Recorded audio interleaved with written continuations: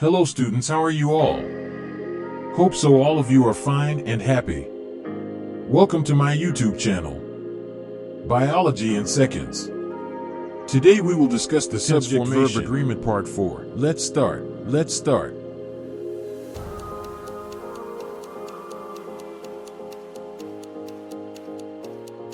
Once again we are on the light board, and today we are going to discuss a verb, and then we will discuss its connection with adjective and conjunction. As I have already told you that verb is one of the most complex topics in English language, and it is connected to so many different parts of speech. We have discussed its connection with pronoun, we have discussed its connection with noun, and now we are going to discuss its connection with adjective and conjunction. But before doing it, let's talk about another important thing of verb, and that is voice. Now you all know that voice, there are two types of voice in English language, active voice and passive voice. But the problem is that people do not define them. Even we are not aware what is voice, what is meant by voice, or how can we define voice. We are completely, most of the time we are completely unaware of it. So let's define voice, what is it, and then we'll talk about active voice and passive voice. और फिर उसमें मैं आपको ये भी बताऊंगा कि what is the criteria for evaluating or judging a sentence, that whether it is a sentence of active voice or passive voice. So वो भी हम देखेंगे कि active voice और passive voice जो है वो किस तरह से हमने identify करना है. ये एक लाइन दोबारा कह लीजिएगा. And secondly, I'll tell you how to identify active voice and passive voice. That is the most important thing, because normally the method we use for identification of passive voice and active voice is, again, like I have said while teaching you tense, this method is also very faulty. The method of identification we use for recognizing active voice or passive voice, और normally हमें क्या बताया जाता है, हमें normally बताया जाता है कि पैसिव वॉइस क्या होता है जी, जिसमें बाय आ रहा हो. बट मैं आपके लिए लिख रहा हूँ example.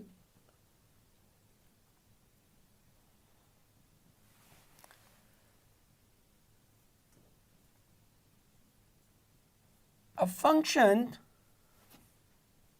is celebrated daily in our college. Now there is no by तो नहीं आया, तो फिर ये क्या पैसिव वॉइस नहीं होगा, ये पैसिव वॉइस ही होगा. तो अगर ये पैसिव वॉइस है तो फिर हम इसको किस तरह से जज करेंगे कि ये पैसिव वॉइस है. सो देखते हैं सबसे पहले कि वॉइस क्या है, क्योंकि वॉइस का पता होगा तो फिर एक्टिव वॉइस और पैसिव वॉइस का भी पता चलेगा. Voice is a form of verb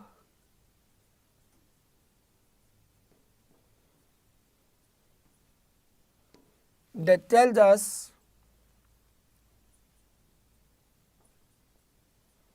whether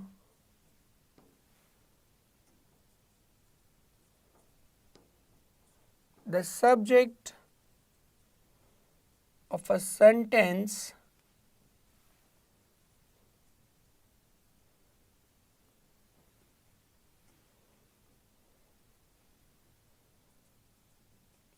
does something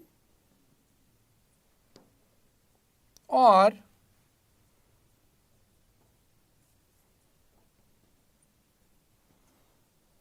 something is done to it. So voice क्या है, ये फॉर्म ऑफ वर्ब है जो हमें ये बताती है कि सब्जेक्ट खुद कुछ कर रहा है या उस पर कुछ किया जा रहा है.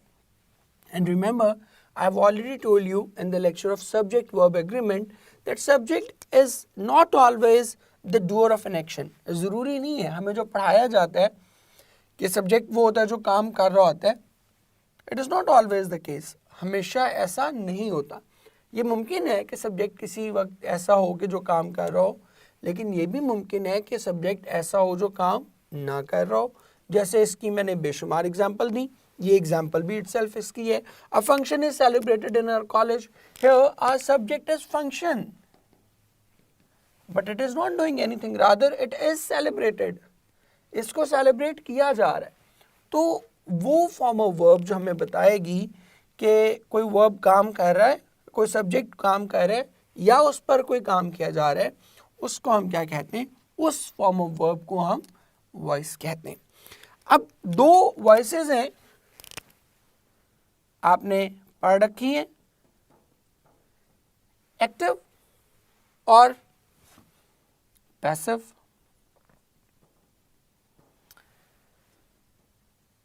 Active means to act.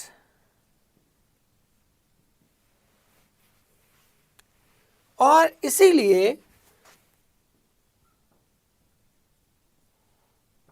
when the subject acts, the verb is in active voice. जब सब्जेक्ट एक्ट करता है, जब सब्जेक्ट कोई काम करता है, तो हम उसको क्या कहते हैं? Because subject is acting, that is why we call it active voice. ठीक है, इसीलिए इसका नाम. एटमोलॉजी जब आप सीख लेंगे तो आपको बहुत ज़्यादा आसानी हो जाएगी उस कॉन्सेप्ट को समझने में. दूसरी तरफ passive. Passive means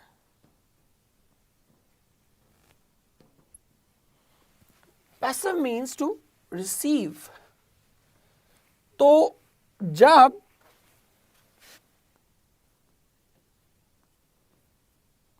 when the subject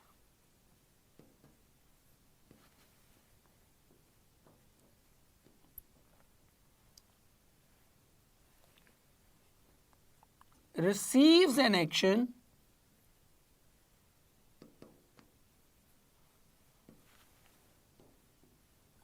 the verb is in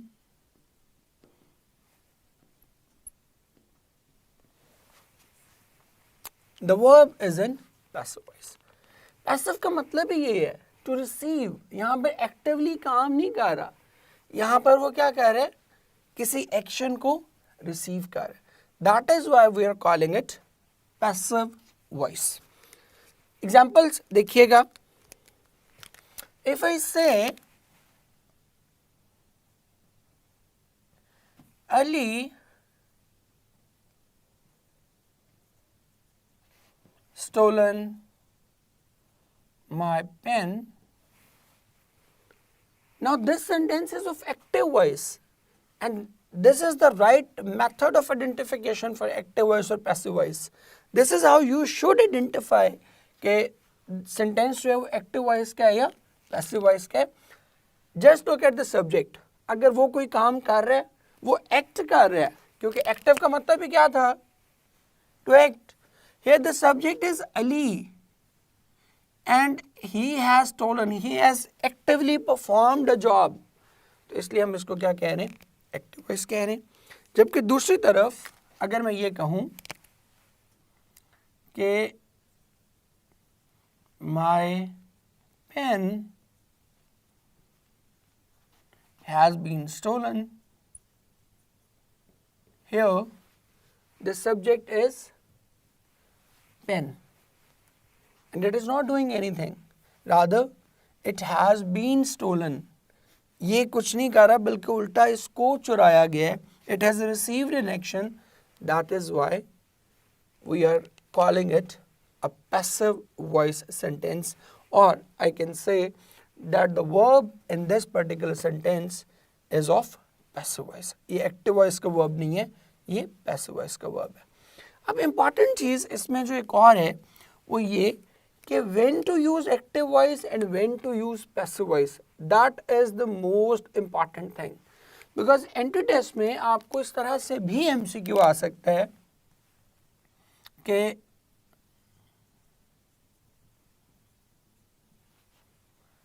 someone has stolen my pen, और दूसरी ऑप्शन आ जाएगी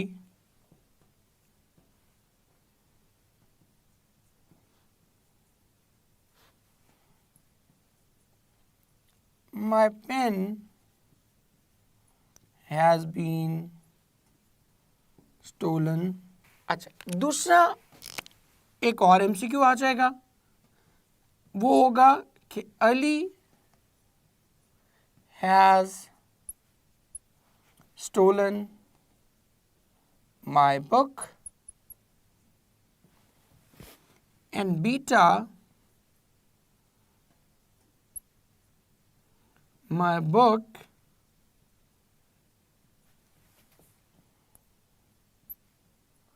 has been stolen by Ali. So let's talk about the first MCQ. आपको ये दोनों सही लगेंगे, बाय समवन लगा होगा तो तब भी ठीक है, अगर बाय समवन नहीं लगा होगा तब भी ठीक है, जुमला दोनों तरह ठीक है। बट आपको लगेगा कि ये तो दोनों ही पे सेंटेंस ठीक हुए ना, कि someone has stolen my pen and my pen has been stolen. ये बाय समवन लगा हो तो तब भी आपको लगेगा कि both the sentences are correct. Same is the case with next MCQ, Ali has stolen my book and my book has been stolen by Ali, so that is also good enough. आपको दोनों ही सही लगेंगे, बिकॉज आपको शुरू से ही बताया और सिखाया जा रहा होता है कि पैसिव वॉइस क्या होता है, जिसमें बाय लगा होता है और बाय के बाद आप क्या कर रहे होते हो, सब्जेक्ट को ऑब्जेक्ट बना देते हैं और ऑब्जेक्ट को सब्जेक्ट बना देते हैं, तो आपको इस वजह से दोनों ठीक लगेंगे। हालांकि इस वाले एमसीक्यू में ऑप्शन बीटा जो है that is the right option, और सेकंड वाले एमसीक्यू में ऑप्शन अल्फा जो है that is the right option. Now I tell you why it is the right option in this MCQ, why B is the right option, and in the next MCQ why option alpha is the correct option. That is something about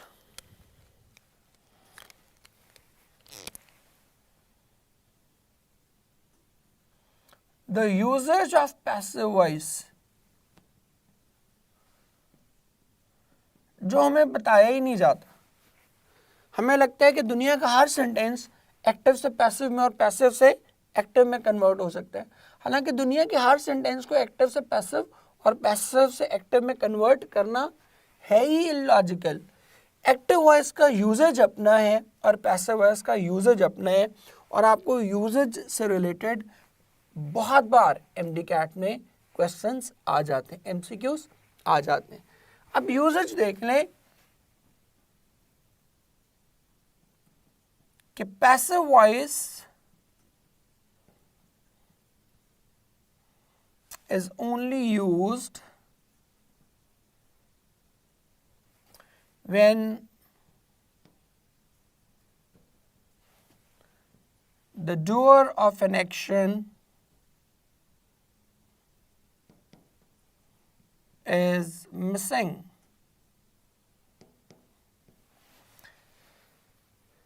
जब door of an action miss होगा ना, जब door of an action का पता नहीं होगा, तो only then will use passive voice.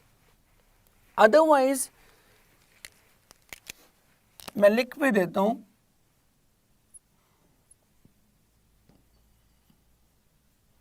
If the doer of an action is present in the sentence,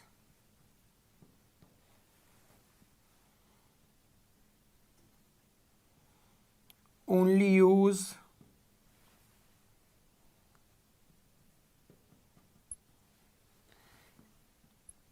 active voice. जब डूअर मेंशन्ड हो तो फिर एक्टिव वॉइस हमने यूज करना है, फिर पैसिव वॉइस यूज नहीं करना।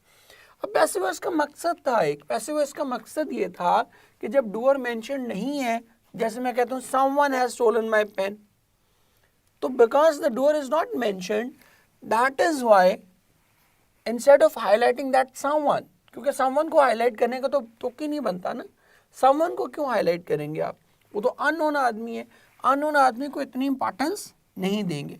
उसके बजाय फिर आप क्या करेंगे, उसके बजाय जो आपका एक्ट है उसको आप क्या करेंगे, एम्फसाइज करना शुरू कर देंगे। That is why I have said my pen has been stolen, फिर इसको सब्जेक्ट बना देंगे, because I have already told you that subject is the topic of our discussion. तो जो चीज़ नोन ही नहीं है, जो अननोन है, उसको हम टॉपिक ऑफ डिस्कशन क्यों बनाएंगे। टॉपिक ऑफ डिस्कशन तो ऑब्वियसली वही चीज़ बनेगी दैट इज वेरी वाइटल और the thing that is very important to us. एक अननोन चीज़, एक वेग, एक अनक्लियर चीज़ कभी भी हमारा जो है वो सब्जेक्ट नहीं बनेगी। इसलिए पैसिव वॉइस याद रखें। हालांकि प्रॉब्लम कोई नहीं है, बिल्कुल ठीक है। आपको लग रहा है कि जो कन्वर्जन आपने सीखी हुई है मैट्रिक में, एक्टिव टू पैसिव और पैसिव टू एक्टिव, अगर उस कन्वर्जन के हिसाब से देखें तो चारों के चारों जुमले ठीक हैं, बट द प्रॉब्लम इज कि here the doer was not mentioned, that is why we used passive voice and correct option was option beta. And here the doer was there, the doer of an action was there. That is why we have chosen option alpha and not option beta. So I do hope कि इस सारे discussion के बाद आपको ये समझ में आ गया होगा कि एक्टिव वॉइस कब यूज़ करने और पैसिव वॉइस कब यूज़ करने। And the second important thing is the identification of active voice and passive voice. हम आपने एक्टिव वॉइस और पैसिव वॉइस को उस तरह से ट्रीट नहीं करना या उस तरह से आइडेंटिफाई नहीं करना जो एक पुराना तरीका आप इस्तेमाल करते चले आ रहे थे कि एक्टिव वॉइस के लिए हमने क्या यूज़ करना है, पैसिव वॉइस के लिए हमने बाय यूज़ करना है। उस तरीके को अब आप बड़ी इजीली डिस्कार्ड कर सकते हैं, because we have the true concept how to identify active voice or how to identify passive voice. So now we move on to our next step, that is the errors of verb in respect to adjective and conjunction. ले मेरे बच्चे एक बार फिर से हम light board पे हैं, and now we are discussing the connection of verb with conjunction and with adjective. So there are certain conjunctions which take as, जिनके बाद हम हमेशा as लगेगा ही लगेगा। वो कंजंक्शंस कौन सी हैं, मैं लिख भी देता हूं। Following conjunctions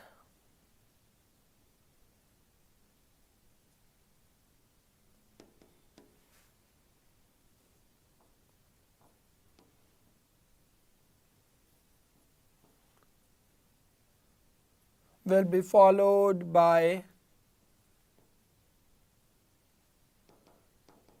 S. और ये कौन से कंजंक्शंस हैं, ये एक इन अ वे एक सिमिली के तौर पर यूज होती हैं। कौन सी हैं जी, regard,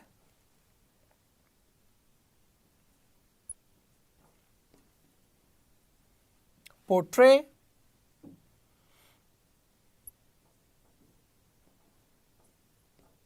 depict,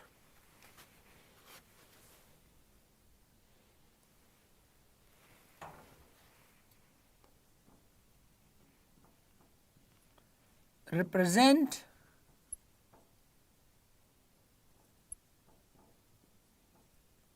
define, mention,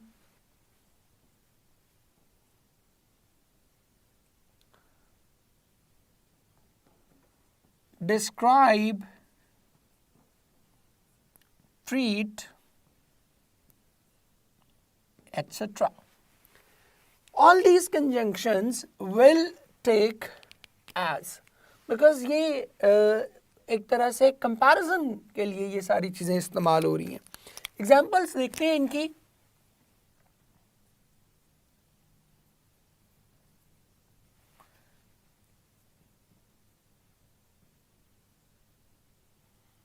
He regards me as his brother. अब यहाँ पर as की ज़रूरत क्यों है? बिकॉज वो भाई के तौर पर उसका एहतराम नहीं कर रहा, वो उतना ही एहतराम कर रहा है जितना वो अपने भाई का करता है। इसी तरह बहुत कॉमन आप एक वर्ब यूज़ करते हो, साइंसेस में भी आप यूज़ करते हो, यानी it is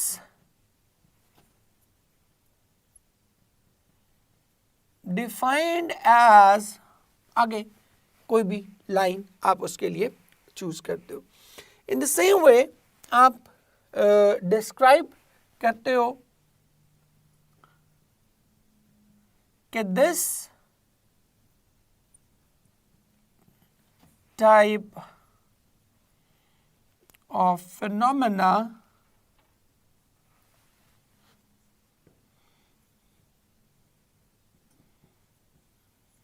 is described as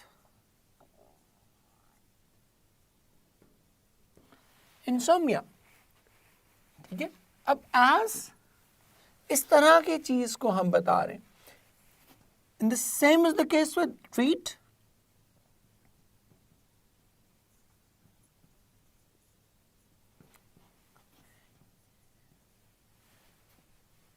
He treats me as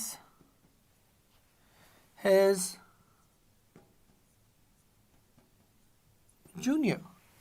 ठीक है, कि वो वैसे ही मुझे ट्रीट करता है जैसे मैं उसका जूनियर हूँ, या जैसे वो अपने जूनियर्स को ट्रीट करता है वैसे ही वो मुझे ट्रीट करता है। तो अब ये सारी चीज़ें जो है ये एग्जाम्पल के तौर पे, सिमिली के तौर पर यूज़ हो रही हैं।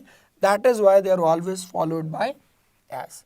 अच्छा, अगर ये एग्जाम्पल के तौर पर यूज़ ना हो तो फिर कोई प्रॉब्लम नहीं है, फिर एज इनमें नहीं आएगा। जैसे मैं आपसे कहूँ, इसकी एग्जाम्पल इधर नीचे ही लिख रहा हूँ,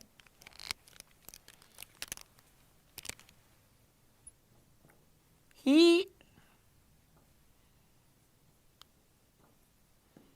mentioned my name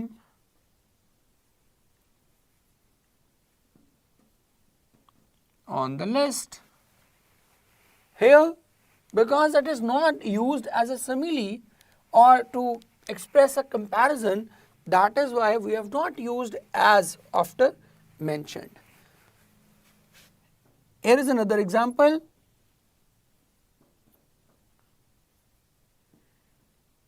He treats me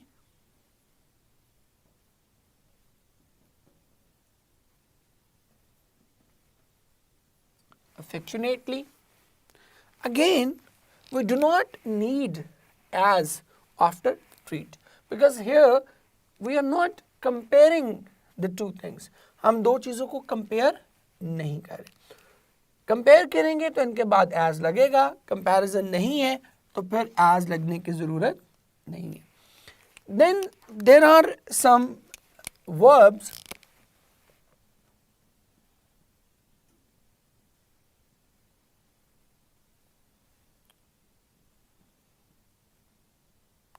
these verbs will not take as।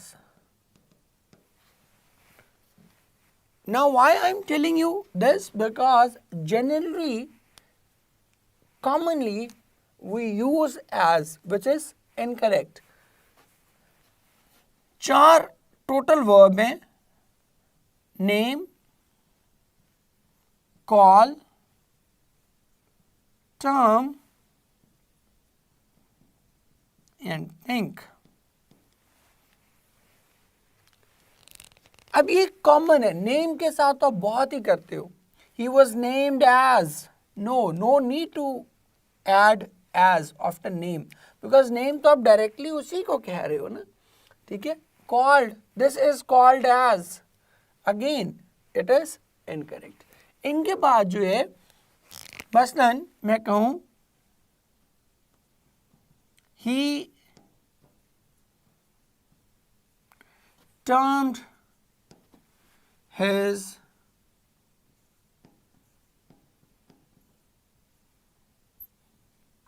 attitude as rude नहीं होगा, बिकॉज वो तो खुद उसी के एटीट्यूड को कह रहा है ना, उसके एटीट्यूड को एज एन एग्जाम्पल यूज नहीं कर रहा. So this will not be the right option. The right option will be he termed his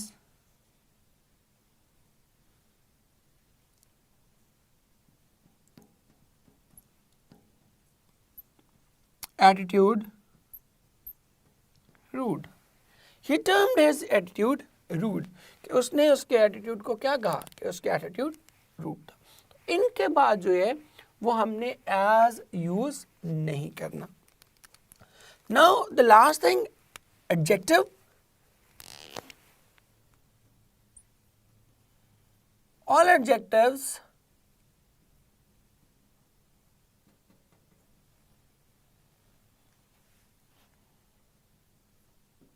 that show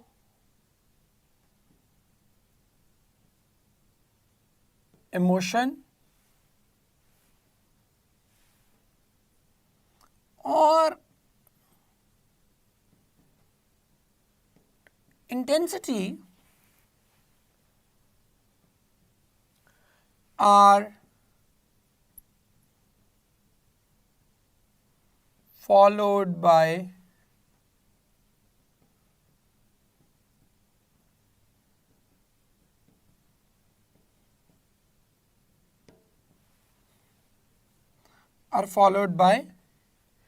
infinitives. जितने भी एडजेक्टिव्स इंटेंसिटी या इमोशंस को शो करते हैं उनको हम क्या करते हैं, इन्फिनेटिव्स यूज करते हैं उनके साथ. जैसे मैं कहूं it is hard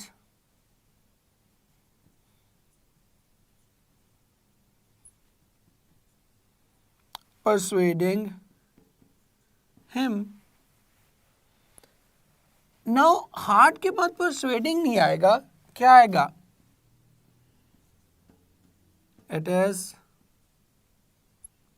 hard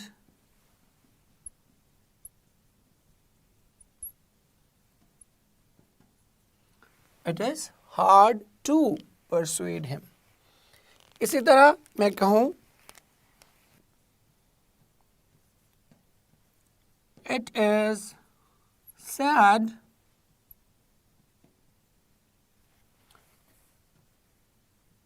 losing the match from winning position. Now this will be an incorrect thing. क्यों? क्योंकि सैड इमोशन है. तो इसके बाद हम क्या यूज करेंगे? It is sad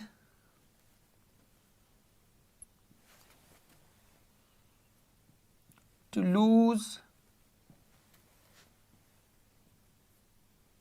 the match from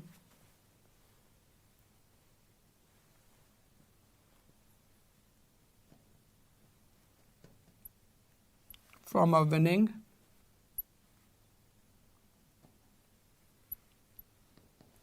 position. So इन सब के बाद हम क्या यूज करेंगे? इन सब के बाद हम इन्फिनेटिव यूज करेंगे, जेरेंड यूज नहीं करेंगे. सो होपफुली कि इससे आपको क्लियर हो गई होंगी चीज़ें. अब इन्हीं रूल्स के प्रैक्टिकल इम्प्लीमेंटेशन के लिए आए आपको लेके चलता हूँ स्लाइड्स पे. ले स्टूडेंट्स, हम आ गए स्लाइड्स पे. And before attempting MCQs let's have a look at some of the examples. He regards me like his brother नहीं होगा, he regards me as his brother होगा. And here lies the difference. आपको लगता है कि as और like similar चीज़ें हैं तो as लगा दें, like लगा दें, एक ही बात है, but no. इसके बाद आपने क्या लगाना है? He regards me as his brother लगाना है, like his brother नहीं लगाना. Then he treats me like a friend, like his friend. No, he treats me as his friend. Next देखिएगा, he termed his behavior as inappropriate नहीं होगा, he termed his behavior inappropriate because इनके बाद name, call, term, think इनके बाद as लगने की ज़रूरत नहीं है because you are straight away naming that thing. आगे देखिएगा जी, the terms if widely accepted would have been the death sentence not only for the Ottoman Empire but what was now correctly described as Turkey. Okay? So the right option for us will be option Charlie. Next MCQ देखिएगा. In 1877, at the age of 55, he began to study the cattle disease named as anthrax नहीं होगा, named anthrax. So right option for us in this MCQ will be option Charlie. Next, let us look for a moment at this second group often called as underdeveloped country. Often called as नहीं होगा, often called underdeveloped countries. So the right option for us will be option beta.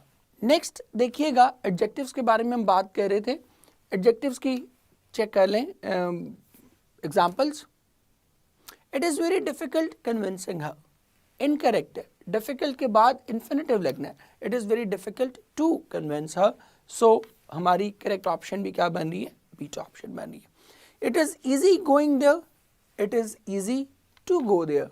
That is the right option as shown in the slide.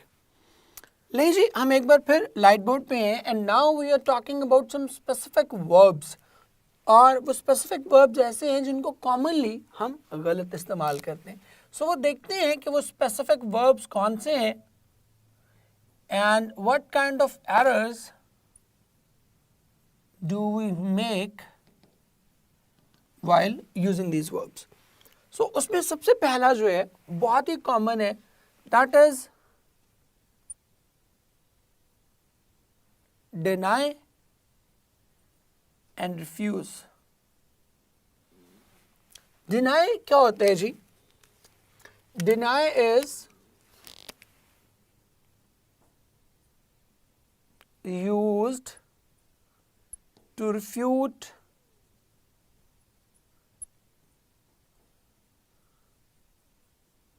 an allegation.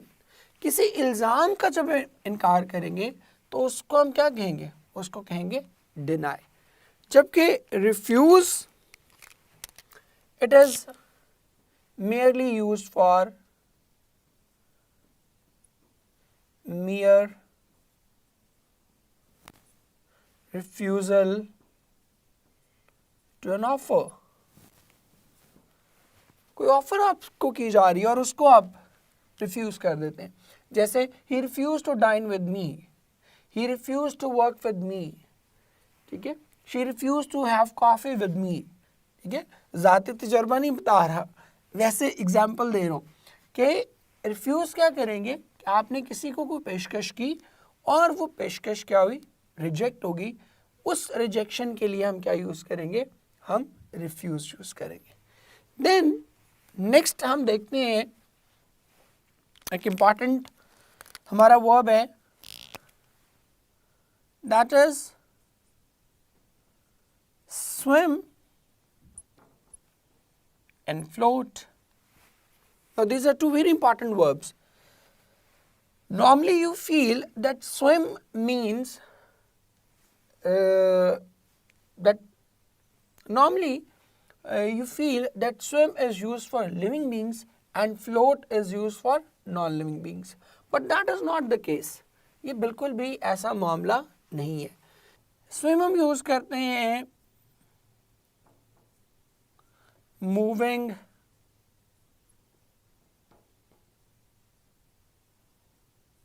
with effort, कि अगर आप जान लड़ा के कोशिश करके मेहनत करके किसी सरफेस पे पानी पे मूव कर रहे हैं तो वो क्या होगा, वो होगा स्विम। और फ्लोट क्या होता है, moving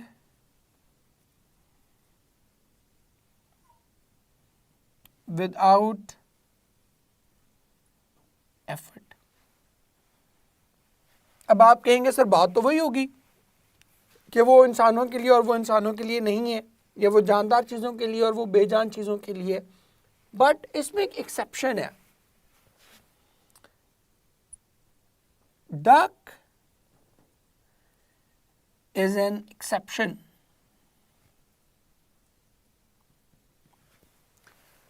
Duck, although it is a living being, but because it moves without effort, that is why इसके लिए हम क्या यूज़ करते हैं, swim यूज़ नहीं करते, इसके लिए हम क्या यूज़ करते हैं, float यूज़ करते हैं। ठीक है। और एक और तरीका भी इसको यूँ भी समझ सकते हैं कि फ्लोट क्या है, जो सरफेस के ऊपर तैर रही है, मतलब जैसे डेड बॉडी है। अब dead body is actually a human being, है तो इंसान ही है, डेड बॉडी है बट इंसान ही है ना। तो वो ऊपर मूव कर रही है, चूंकि विदाउट एफर्ट मूव कर रही है, तो उसको हम क्या कहेंगे, उसको स्विम नहीं कहेंगे, उसको हम क्या कहेंगे, उसको फ्लोट कहेंगे। सो that is the difference between swim and float. If something is moving without effort, it is floating, and if something is moving with effort, it is swimming. तो ये इनके दरमियान देख लीजिएगा। नेक्स्ट हम जो कर रहे हैं वो तीन बड़े ही इंपॉर्टेंट वर्ब्स हैं। वो है लाई, लाई और ले। अब ये इंपॉर्टेंट क्यों है, इसलिए कि ये वाला लाई जो है ये होता है झूठ बोलना, ये वाला लाई जो है ये है लेटना, लेट जाना किसी बीइंग, ह्यूमन बीइंग का। और ये वाला ले जो है ये है रखना या लेटाना। ठीक है, किसी बेजान चीज को जब आप रखेंगे तो वो क्या होगा, दैट इज ले। अब इनकी सेकेंड फॉर्म्स एक्चुअली जो है वो प्रॉब्लमैटिक है। इसका सेकेंड फॉर्म क्या है, लाई का सेकेंड फॉर्म है लाइड, लाइड और लाइंग, इसका प्रेजेंट पार्टिसिपल ये बनेगा। ये वाला जो लाई है खुद लेटने वाला, इसका होगा ले, लेन और लाइंग। एंड थर्ड वन ये वाला ले जो है इसका होगा सेकेंड फॉर्म लेड, लेड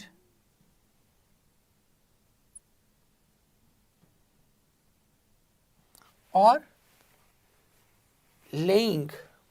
ठीक है, बिछाना, किसी को रखा हुआ होना लाइन, और ये किसी चीज को खुद रखना, ये क्या होगा, लेइंग। या फैलाने के सेंस में भी कर सकते हैं। मुर्गी के अंडे देने के लिए भी आप यही वाला ले इस्तेमाल करते हैं। So this is important. अब ये इम्पॉर्टेंट क्यों हो जाता है जी, इसलिए इम्पॉर्टेंट हो जाता है कि अगर आप इन दोनों की प्रेजेंट पार्टिसिपल फॉर्म देखें तो सेम है। सो वर्ड चॉइस का अक्सर देख लेते हैं एरर के लेइंग लगना है या लाइंग लगना है। So this is a very common error. फिर ये वाला जो ले है ये फर्स्ट फॉर्म और सेकेंड फॉर्म ये दोनों सेम है, तो इन दोनों में आपको डिफ्रेंशिएट करना होता है कि ले कहाँ लग रहा है और लाए जो है वो कहाँ लगना है। और फिर इसी तरह लेड और लेन, इसमें आपको डिफ्रेंशिएट करना होता है कि ये वाला ले जो है, लेड जो है ये किसी चीज़ का रखना या किसी चीज़ को लटाना, और वो वाला लेन जो है दैट इज खुद किसी चीज़ का लेट जाना। सो इनमें डिफ्रेंशिएट करना जो है वो बहुत ही ज़रूरी है। फिर एक और इम्पॉर्टेंट चीज़ है, that is the verb know. अगर तो कोई verb no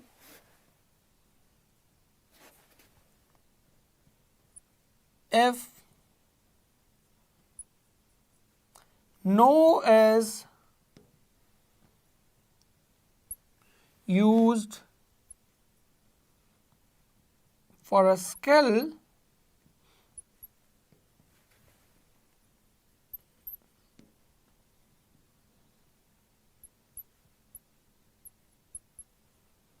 it will be followed by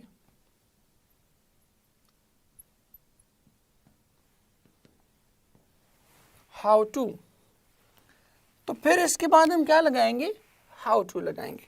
अब इनके जल्दी से हम इनके एरर कर लेते हैं, एक एक एग्जाम्पल देख लेते हैं, फिर हम अपने स्लाइड्स पे जाएंगे तो बाकी एग्जाम्पल्स भी कर लेंगे।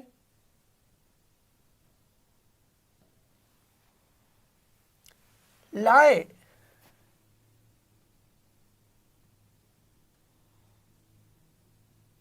he was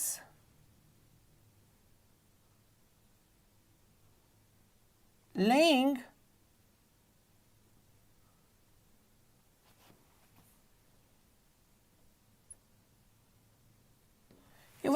on the ground।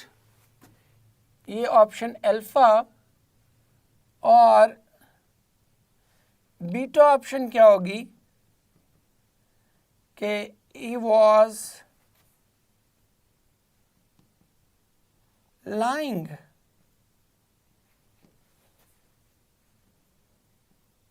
on the ground। Now we know कि he is a living object। इसके लिए हम क्या यूज़ करेंगे, laying नहीं यूज़ कर सकते। laying तो है किसी बेजान चीज़ का रखना या लेटाना। So our right option will be option beta। Same is the case with no के बाद how to कैसे लगने, he knows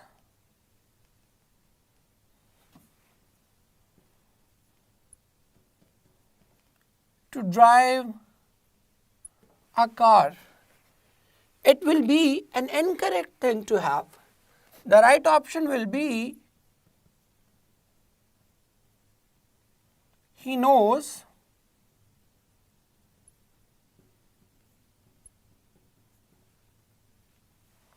how to drive a car। So this is how we use the verb know if it is used for a skill। Lastly,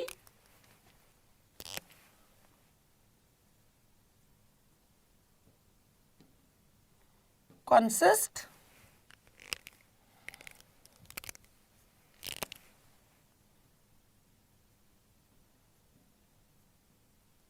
the verb consist does not have a progressive form। इसकी progressive form नहीं है। Progressive form से मतलब क्या है कि इसके कोई और फॉर्म नहीं बन सकती, कंसिस्टेड नहीं बन सकता, कंसिस्टिंग नहीं बन सकता।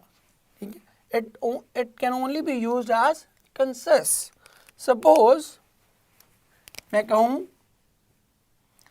कि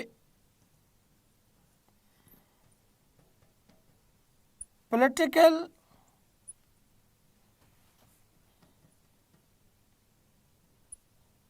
stability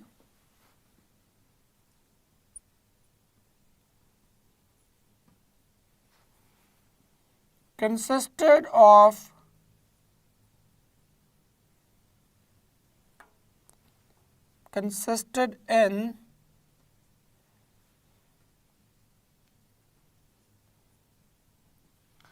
economic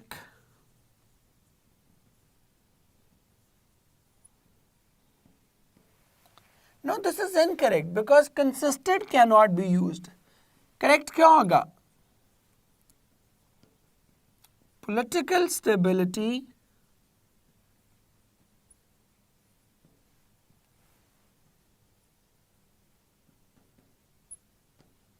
consists in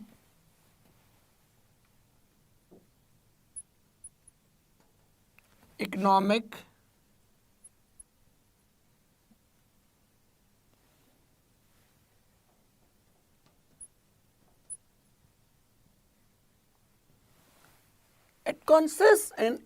stability. So our right option will be option beta and not the option alpha. So अब इन verbs के MCQs करने के लिए आए चलते हैं स्लाइड्स पे।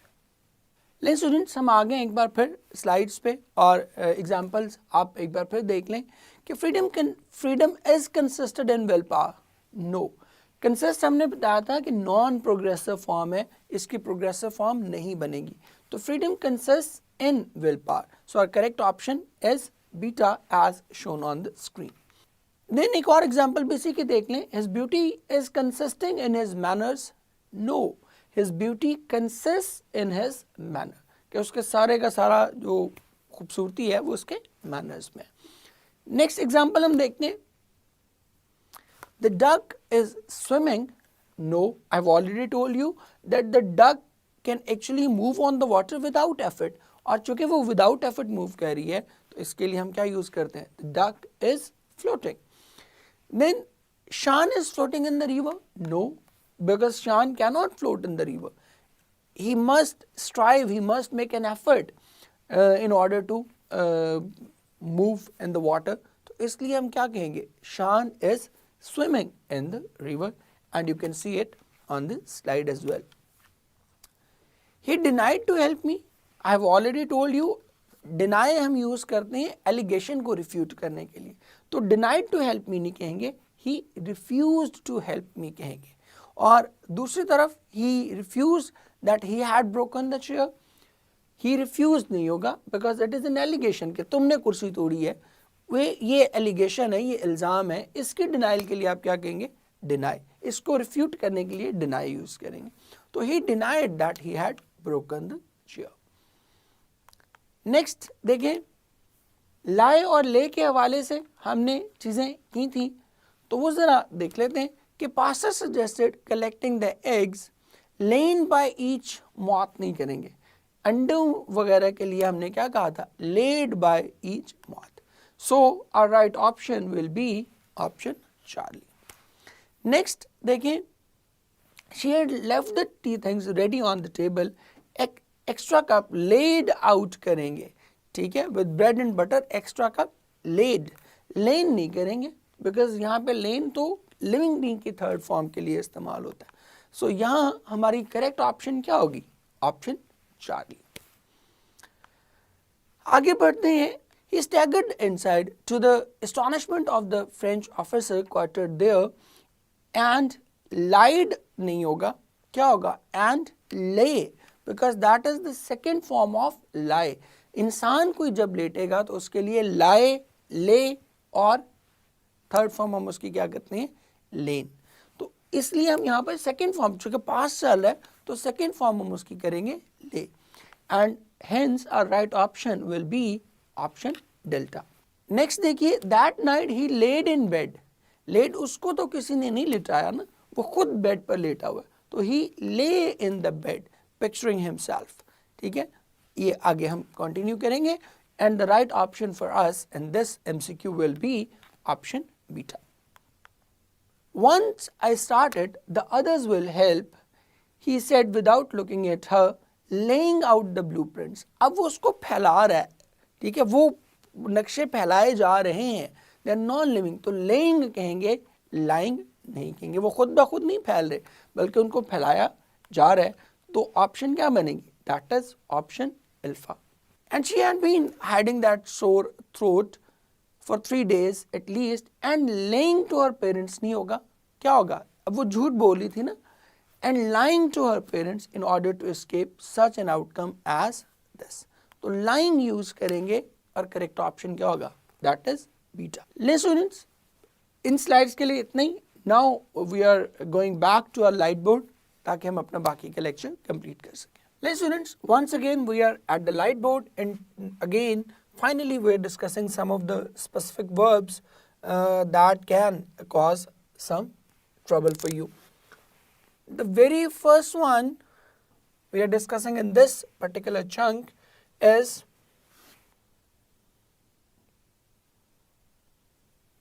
hang and hang. Now these two words actually depict different meaning. This hang is having the form of verb hung and hung. This means लटकाना, लटका हुआ होना. If something is hanging, तो ये वाला. और ये वाला जो hang है, that is hanged, or third form is also hanged. इसका मतलब होता है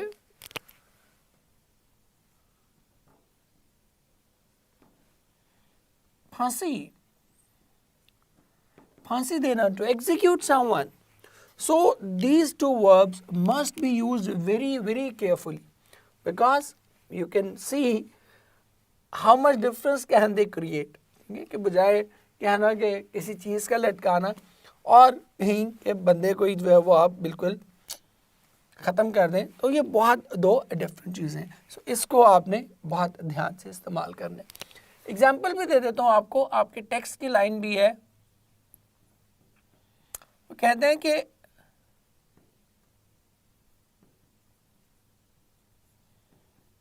about the woodland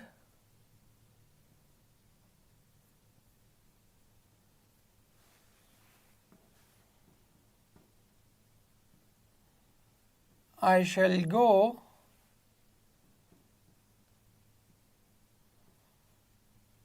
to see the cherry hung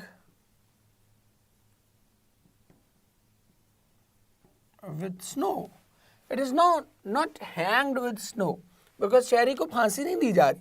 cherry क्या है, उससे लटकी हुई है. The next one is बड़ा इंपॉर्टेंट है, बियर और बियर. इस बियर को हम यूज करते हैं बोर और बॉर्न, और इसको हम यूज करते हैं बोर और बोर्न. ये वाला बियर जो है, that is use for, it means to give birth, and this bear means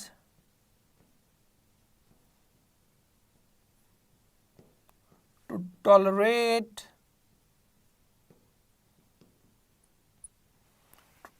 something, किसी चीज़ को छोड़ देना. जैसे फिर एक टेक्स्ट की लाइन ही आपको कोट कर देता हूँ. कहते हैं कि but how great were they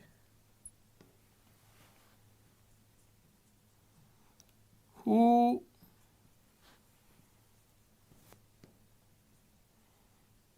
the pains of that black day. तो यहाँ पर बोर, ये वाला बोर है, बर्दाश्त करने वाला बोर है. तो ये इंपॉर्टेंट है. बोर और बोर में तो बेसिकली डिफरेंस नहीं है. The real difference lies with born and borne. So इसके बारे में आपने बहुत ज़्यादा केयरफुल रहना है. Another thing is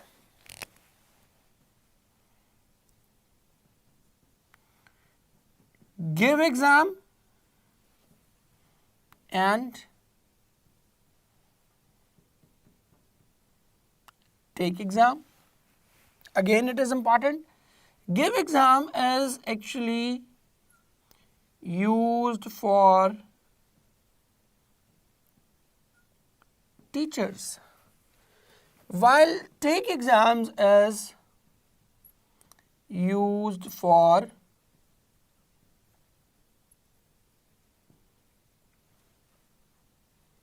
students.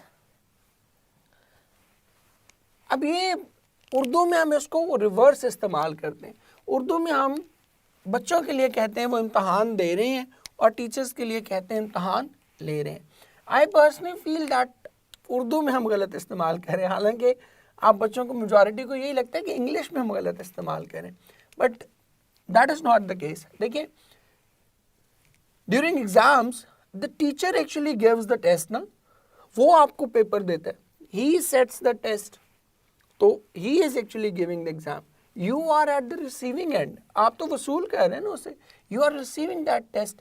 इसलिए students take the exams while the teachers they give exams. So इन दोनों को भी ध्यान से डिफरेंशिएट कर लीजिएगा. फिर एक और वर्ब है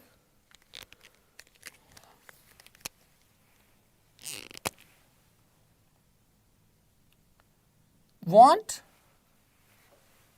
want के बारे में चीज देखने जरा.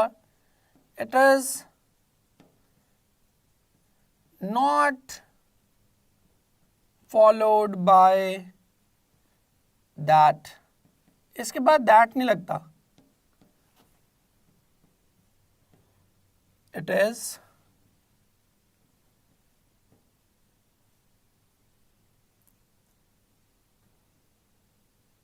followed by object plus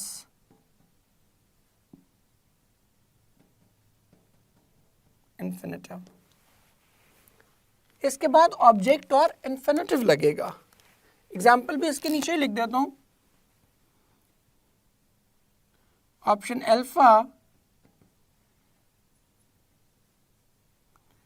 he wants that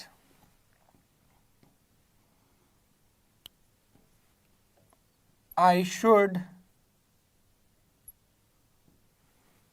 teach him English. जबकि बीटा में देखें,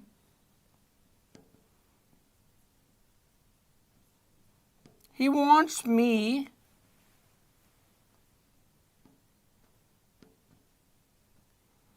to teach him.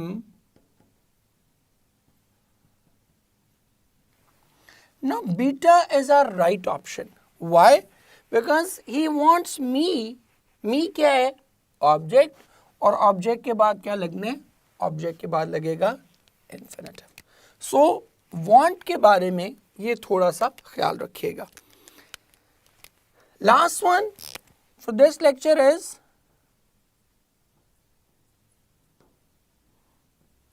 cannot help.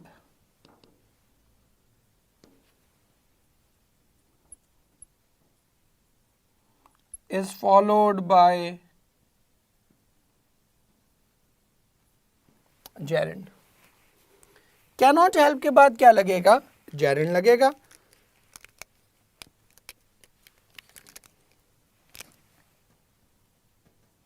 He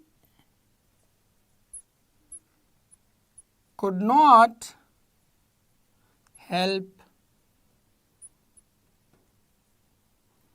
laughing, कि वो अपनी हंसी रोक ना पाई. तो cannot help या could not help के बाद क्या लग रहा है? gerund. But one important thing,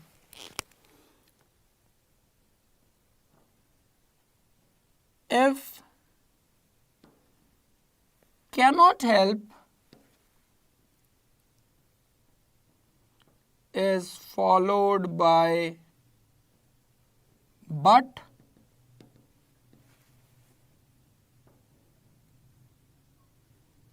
it will take bear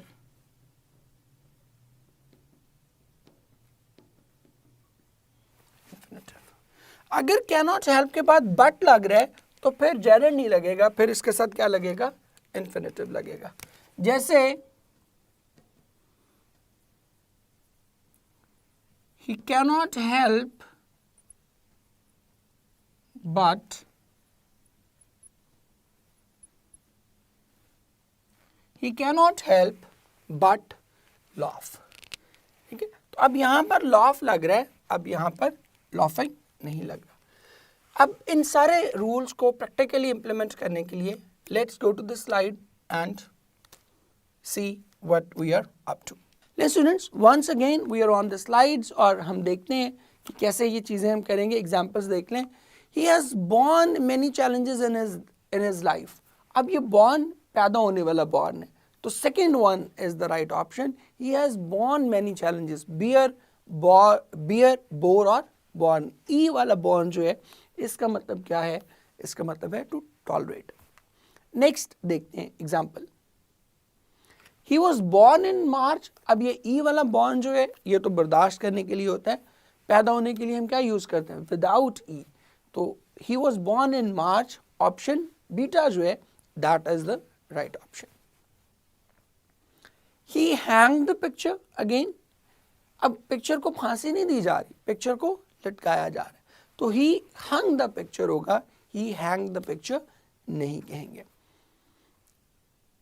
And he was hung as per court orders? No, he was hanged as per court orders. Reason, court order पे उसको लटकाया जाएगा लेकिन फांसी देने के सेंस में लटकाया जाएगा। नेक्स्ट देखिए, टेक टेस्ट और give test. The students are giving the test. No, because मैंने आपको बताया कि टेस्ट दे कौन रहा है, टीचर दे रहा है। The teacher is giving the test होगा। The students are taking the test भी कह सकते हैं, डूइंग द टेस्ट भी कह सकते हैं, सिटिंग फॉर द टेस्ट भी कह सकते हैं। So all these three verbs can be used, but you cannot use the students are giving the test. On the other hand, the teacher is taking the test. It is incorrect as shown in the slide. The teacher is giving the test or the teacher is setting the test, and you can see this phenomena on the slide as well. Then कुछ examples भी हम इसकी MCQs भी कर लेते हैं। Rubber tires upon which children had swung in backyards. Rubber tires upon which the children had swung in the backyards. Hang suspended नहीं कहेंगे, hung suspended कहेंगे. So our right option will be option Charlie, and you can see it on the slide as well. If you do not dig it, said they, before the king you will go and then you will be hung. अब यहाँ hung नहीं करेंगे because उसको execute किया जा रहा है, and then you will be hanged, and our right option is option beta. Next MCQ देखते हैं। Young ruffian, I'm hanged. I'm hanged नहीं हो सकता, I'm hung नहीं हो सकता, I am hanged होगा यहाँ पे, because वो इस context में कह रहे हैं कि मैं मर जाऊँ, मैं फांसी लग जाऊँ। तो if I'm hung नहीं हो सकता, if I am hanged, if I can think of any reason to let him off. ठीक है, तो यहाँ पर right option क्या होगी? Right option will be option alpha. आगे देखिए, if you had been born 200 years ago, you would have had about 1 chance in 8 to be 1 year old. अब यहाँ पर born जो है वो कौन से वाला है? वो born पैदा होने वाला नहीं है, वो बर्दाश्त करने वाला नहीं है, बल्कि पैदा होने वाला है। इसलिए हमारी करेक्ट ऑप्शन भी क्या होगी? दैट इज ऑप्शन चार्ली, जिसमें विदाउट ई वाला बॉन्ड जो है वो हम यूज करें। ये देखिएगा last one, she wants that I should teach her English. I have already given that example on the light board as well. She wants me to teach her English. ठीक है, because wants के बाद आपने object लगानी है और फिर infinitive use करना है। Cannot help को भी देख लें। I cannot help to do so under these circumstances. I cannot help doing so under these circumstances. तो कैन नॉट हेल्प के बाद आपने क्या यूज़ करना है, जेरंड यूज़ करना है। और कैन नॉट हेल्प बट भी देख लें, last MCQ, Hira could not help but agreeing with her friend. No, Hira could not help but agree with her friend. अब यहाँ पर agree हम क्यों यूज़ करें, बिकॉज cannot help के बाद क्या आ रहा है, but आ रहा है। तो इस तरह से हम इन चीज़ों को करेंगे। आई होप सो कि आपको इन MCQs के बाद ये सारी एग्जाम्पल्स बहुत क्लियर हो गई होंगी।